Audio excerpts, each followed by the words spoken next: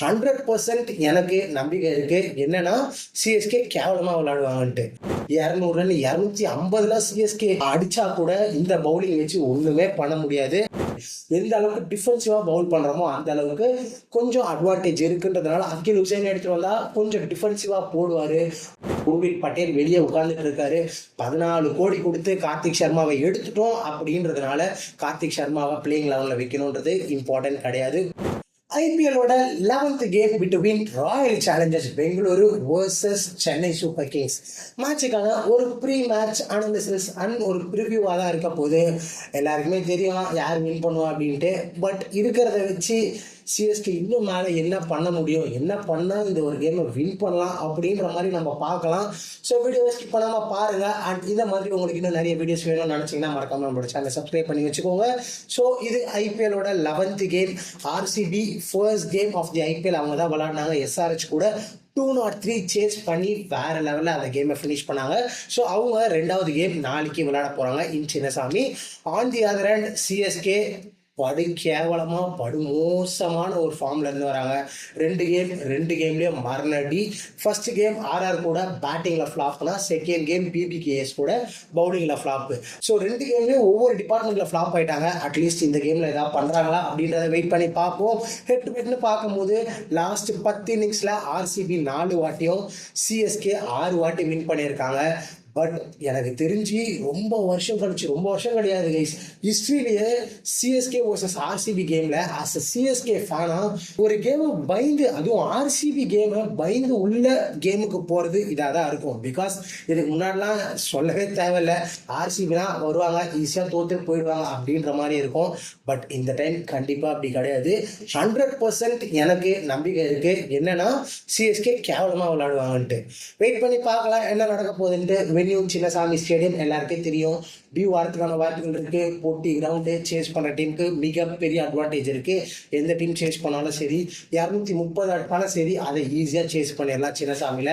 அதுவும் CSK batting first ஆட்டு 200 run 250 CSK அடிச்சா கூட இந்த பவுலிங் வச்சு ஒன்றுமே பண்ண முடியாது. ஐபிஎல் 2025ல ஆவரேஜ் ஸ்கோர்னு பார்க்கும்போது ஃபர்ஸ்ட் இன்னிங்ஸோட ஆவரேஜ் ஸ்கோர் 178 ஆகும், செகண்ட் இன்னிங்ஸோட ஆவரேஜ் ஸ்கோர் 188 ஆகும் இருக்கு. ஐபிஎல் 2025ல பேட்டிங் ஃபர்ஸ்ட் 2 வாட்டியும் சேசிங் பண்ண டீம் 3 வாட்டி வின் பண்ணியிருக்காங்க. வேற இந்த எடிஷன் ஆஃப் ஐபிஎல்ல சேசிங் டீம் 1 வாட்டி வின் பண்ணியிருக்காங்க. ஒரே ஒரு கேம் தான் நடந்திருக்கு. ஹையஸ்ட் டோட்டல் இன் சின்னசாமி ஸ்டேடியம்ல பார்க்கும்போது 287 ஃபார் 3 அடிச்சது SRH. Lowest total 47 for 3 by KKR. Then highest chase எவ்வளோன்னு பார்த்தீங்கன்னா 213 for 9 by LSG. And lowest defended எவ்வளோன்னு பார்த்தீங்கன்னா 106 for 2 by CSK. Economy rate in Chinnaswamy stadium அப்படின்னு பார்க்கும்போது 2025ல பேசர்ஸோட எக்கானமி 9.76 ஆகும், ஸ்பின்னர்ஸோட எக்கானமி 9.21 ஆகும் இருக்கு. எல்லாருக்கும் தெரியும் ஒரு high scoring venue. So pacers spinners யார் போட்டாலும் அடிக்க தான் போறாங்க.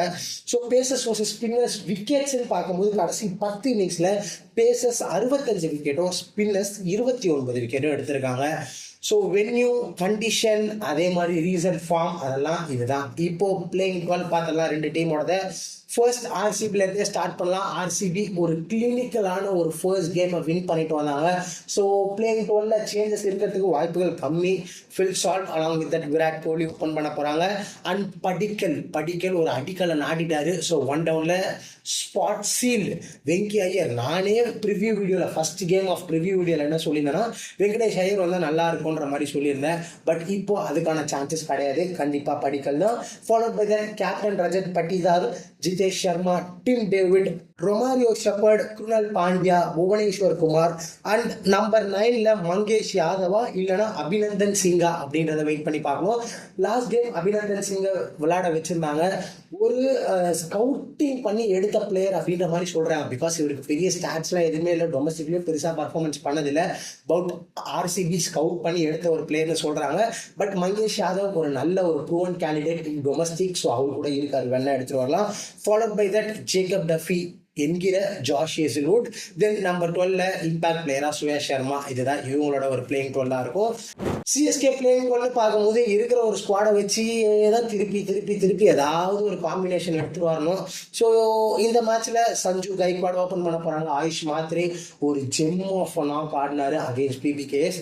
அவரோட கஷ்டகாலம் சிஎஸ்கே இந்த மாதிரி டவுன்ஃபால்ல இருக்கும்போது இந்த ஒரு டீம்ல வந்து மாட்டிக்கினாரு. Followed by that Shivam Dube, then Kartik Sharma. Kartik Sharma 2 game தான் விளையாடி இருக்காரு, பெருசா பிளேம் பண்ண முடியாது. பட் சீசனுக்குள்ள போக போக இம்ப்ரூவ் ஆகுறாரான்னு பார்க்கணும். அப்படி இல்லைன்னா உர்வித் பட்டேல் வெளியே உட்கார்ந்துட்டு இருக்காரு. 14 கோடி கொடுத்து கார்த்திக் சர்மாவை எடுத்துட்டோம் அப்படின்றதுனால கார்த்திக் சர்மாவை பிளேயிங் லெவலில் வைக்கணுன்றது இம்பார்ட்டன்ட் கிடையாது. உர்வித் பட்டேல் லாங் சிக்ஸஸ் அடிச்சிட்டு இருக்காரு. ஸ்மார்ட்லியும் ரொம்ப சூப்பராக விளையாடினாரு, அதையும் மறந்துடக்கூடாது. சர்ஃப்ராஸ் கான், நிறைய பேர் சர்ஃப்ராஸ் கான்லாம் எதுக்குன்னாங்க, பட் அவரு தான் மிடில் ஆர்டர்ல அந்த ஒரு இன்டென்ட் வச்சு ஆடுறாரு. Followed by that Prashant Veer. Kartik சர்மாவுக்கு சொன்னதே தான், கார்த்திக் சர்மா கூட ஏதோன்ற மாதிரி இருக்காரு, பட் பிரசாந்த் வீர் ஒண்ணுமே தெரியல கைஸ். பேட்டிங்ல அதுவும் பஞ்சாப் ஒரு ஃபர்ஸ்ட் கேம் விளையாடுறான், ஒரு சின்ன பையன் பரிதாபமே பார்க்காம எல்லா பாலும் ஷார்ட் பாலா போறாங்க. அவர் அந்த ஷார்ட் பாலை பார்த்தாலே பயப்படுறாரு. ஸ்டாண்ட்ஸ்ல நிற்கும் போதே தெரியுது பயத்தோட தான் நின்றுட்டு இருக்காரு அப்படின்ட்டு. Then Noor Ahmad, Anshul Kamboj, Matt Henry, Khaleel Ahmed and impact பிளேயரா ராகுல் சஹரா, அப்படி இல்லைன்னா அக்கில் உசைனா இல்ல ஓவர்டனான்னு தெரியல. லாஸ்ட் கேம் ராகுல் சஹரா எடுத்துட்டு வந்தாங்க, பட் ராகுல் சஹர் பெருசா பர்ஃபார்மன்ஸ் பண்ணல. ஸோ பிளேயிங் லெவல்ல 3 ஃபாரினர்ஸ் தான் இருக்காங்கன்றதுனால ஒரு ஸ்பின்னர் ஆப்ஷன் வேணும்னா அகில் உசைன். பிகாஸ் இங்க டிஃபென்சிவ் பவுலர்ஸ் கொஞ்சம் ஹெல்ப்ஃபுல்லா இருப்பாங்க. பெருசா விக்கெட்ல யாருக்குமே கிடைக்காது. எந்த அளவுக்கு டிஃபென்சிவா பவுல் பண்றோமோ அந்த அளவுக்கு கொஞ்சம் அட்வான்டேஜ் இருக்குன்றதுனால அகில் உசைன் எடுத்துட்டு வந்தா கொஞ்சம் டிஃபென்சிவா போடுவாரு. அதே மாதிரி மிடில் ஓவர்ஸ்லயும் சரி பவர் பிளேலையும் கொஞ்சம் ரன்ஸ் கண்டெயின் பண்ண முடியும்னு நினைக்கிறேன். இல்ல பேட்டிங் ஃபயர் பவரோட போனோம்னா ஜேமி ஓவர்டன் கூட போகலாம். ஸோ இதுதான் பிளேயிங் 12 எல்லாமே பார்த்தாச்சு. இப்போ வினிங் ஃபேக்டர்னு பார்க்கும்போது யாரு பால் 1ல இருந்து அடிக்கிறாங்களோ அவங்க தான் வின் பண்ண போறாங்க. சிம்பிளா ஒன் லைனர் இவ்வளவுதான். பட் யாரு ப்ரோ வின் பண்ணுவாங்க அப்படின்னு கேட்டீங்கன்னா அதே தான் கைஸ். மனசு சிஎஸ்கேன்னு சொல்லுது, பட் அனாலிசிஸ் ப்ரெடிக்ஷன் எல்லாத்தையும் வச்சு பார்த்தா 200% இல்லை 1000% வின் பண்ண போகிறது ஆர்சிபி தான். வெயிட் பண்ணி பார்க்கலாம் என்ன நடக்குதுன்ட்டு. பட் கண்டிப்பாக சிஎஸ்கே ஜெயிச்சா ரொம்ப சந்தோஷமாக இருக்கும்.